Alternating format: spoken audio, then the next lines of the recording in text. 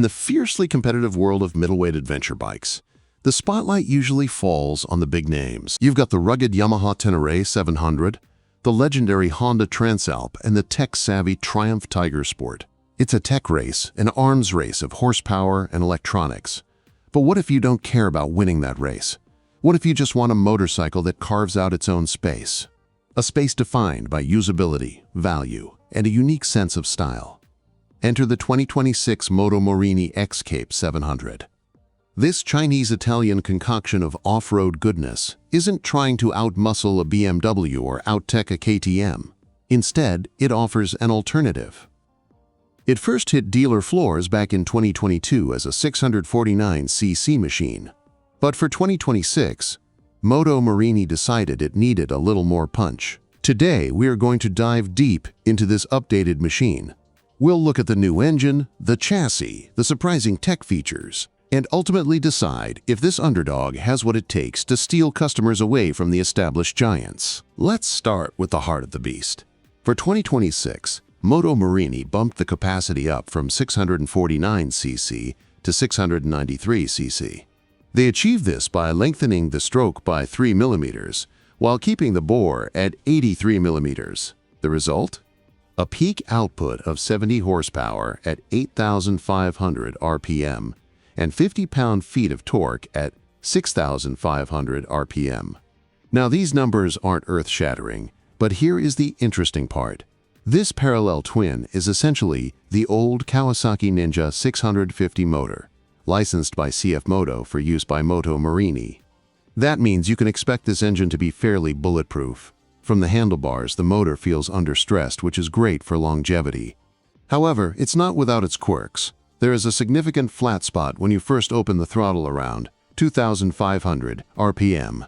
It feels a bit like a dead zone. But once you clear that and hit 5,000 RPM, the power builds steadily. The throttle response becomes smooth and progressive, which is exactly what you want, whether you're threading through city traffic or charging over loose dirt. Speaking of throttle, it's worth noting that this is still a cable throttle system, not ride-by-wire. You do get a road and a softer off-road map, but the lack of ride-by-wire keeps things simple. The exhaust has also been updated with a neater, slimmer system. However, I have to be honest, it doesn't sound great. It sounds a bit like a BB gun running low on gas. But hey, that's what aftermarket slip-ons are for, right? The transmission is a standard 6-speed box. It's geared relatively tall to help you reach freeway speeds comfortably. The shifts are smooth enough, but don't expect any fancy gizmos like a quickshifter. It's a classic case of what you see is what you get. Now, let's talk about how this bike handles the rough stuff. The X-Cape 700 is a substantial machine. With a claimed curb weight of 514 pounds and a seat height of 33.2 inches, it's not exactly a lightweight toy. It's one for a rider who has a bit of off-road experience under their belt. However, that weight combined with a 58.7-inch wheelbase gives the Morini a very planted, stable demeanor. Ground clearance is decent at 7.5 inches, though I did find myself grinding the factory-fitted center stand a few times during our off-road shoot. Suspension-wise, you get some impressive hardware for the price. Up front, there's a beefy 50mm Marzocchi upside-down fork. It's fully adjustable for preload, compression, and rebound with 6.9 inches of travel. At the rear, you have a KYB Monoshock offering 6.5 inches of travel. While the rear isn't fully adjustable, it does feature rebound damping and, crucially, a remote preload adjuster. That is a huge win for quick adjustments when carrying luggage or a passenger. On the road, the Marzocchi and KYB setup is pretty good, especially considering the price point. The fork can feel a touch harsh at the very top of the stroke, a common Marzocchi trait, but overall, it offers a comfortable ride on the blacktop. Off-road, while it's not as sure-footed as a WP setup on a KTM, it holds its own for slow to medium-speed trail riding. The wheels are classic adventure spec, a 19-inch front and a 17-inch rear, shod in Pirelli Scorpion Rally STR rubber. These tires are a fantastic compromise, offering decent mileage and grip on both tarmac and dirt. Stopping power comes from Brembo, with twin 298mm floating discs up front and a single 255mm disc at the rear. Unfortunately, this is a weak point. Just like the previous generation, the twin-piston calipers provide low feel and lack that sharp initial bite. You do get switchable Bosch ABS as standard, which can be disengaged at both the front and rear for off-road fun, but the braking performance itself leaves a little to be desired. Let's jump into the cockpit. The seat has been slightly revised for 2026 with a broad, stepped shape. It's comfortable, and there's ample room to the foot pegs, making big mile days a breeze.